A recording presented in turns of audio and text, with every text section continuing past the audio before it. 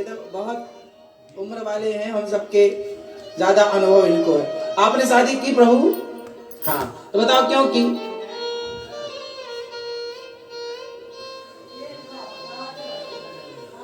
सभी करते हैं तो मन भी कर गए। सब करते हैं ना, हम सबने की, हमने, हमारे पिता ने की, हमारे दादा ने की, हमारे पड़ोसी ने की, हमारे दोस्त ने की, हमको लगा हम भी कर ले। अच्छी बात है, बहुत अच्छा लगा। ये टोपा लगाए दादाजी बताएंगे। हाँ, प्रेम बढ़ाने के लिए। हाँ। अच्छा बता रहे हो, प्रेम बढ़ाने के लिए। पहले इनके पास प्रेम कम था, फिर शादी की तो प्रेम उबलने लगा, उफान मारने लगा। अच्छी बात। मैं ये बताओ, आपने शादी क्यों की? हाँ बताओ, आपके तो बाल भी पक गए, पूरा अनुभव है आप सबको। देखो आप बता नहीं रहे हैं, आपको पता सब कुछ है कि भैया आपकी शादी हो गई, पीछे वाले हो गई, तो बताओ क्यों की?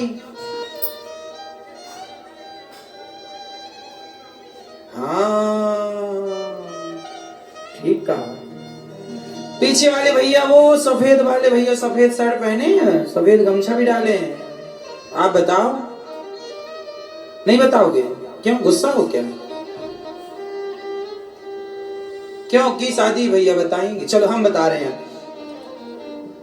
शादी हम लोग क्यों करते हैं, शादी क्यों करना चाहिए। कुछ लोग कह रहे हैं सबने की, हमने कर ली।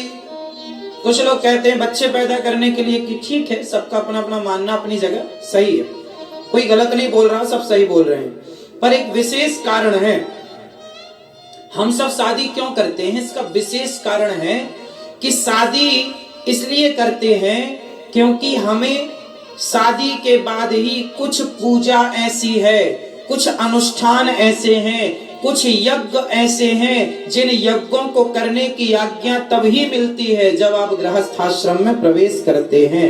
मतलब हमारी पत्नी, हमारी गृहस्थी हमें यज्ञ का अधिकारी बनाती है।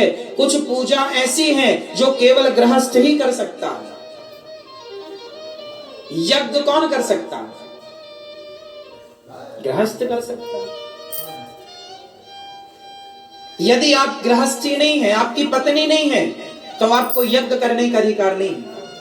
कुछ अनुष्ठान, कुछ यज्ञ ऐसे होते हैं जो कर सकते, पर कुछ विशेष अनुष्ठान, विशेष यज्ञ ऐसे होते हैं जिसमें पत्नी का, राजसूय यज्ञ करना है आपको, तो बिना पत्नी के कैसे होगा वो?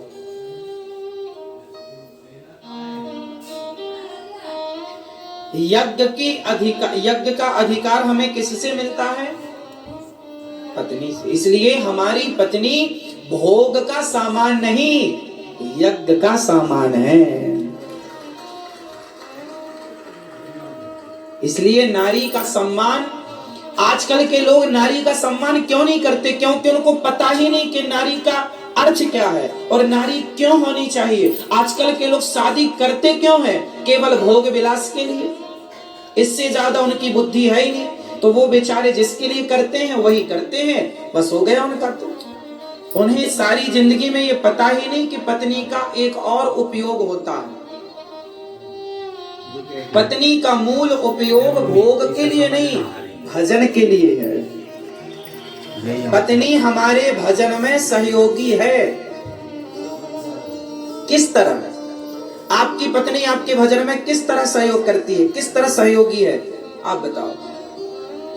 आजकल का गृहस्थ तो पूछो ही मत साहब। आजकल का आदमी इतना आलसी हो गया है कि वो 8 बजे तो जागता है।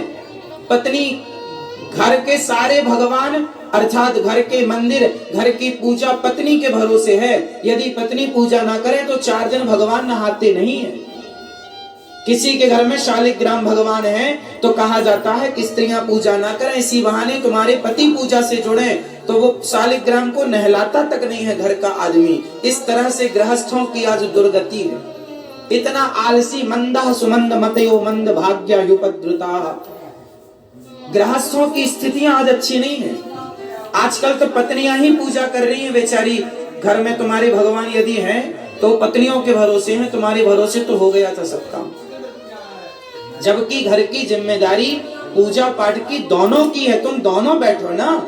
वो पत्नी कितनी अच्छी है, वो पति कितना अच्छा है, जो सवेरे जल्दी जाग कर दोनों नहाओ, दोनों नहा करके बढ़िया प्रेम से दोनों मंदिर में बैठो और दोनों पति भगवान को, गोपाल जी को थाली पे रखे और भगवान को पहुंचे, भगवान को लेप लगाए और पत्नी पानी डाले, एक दूसरे दोनों मिल करके कीर्तन दोनों करो, श्री कृष्ण गोविंद हरे मुरारी हे नाथ नारायण वासुदेव, और दोनों एक भगवान को नहला, एक भगवान को पहुंचे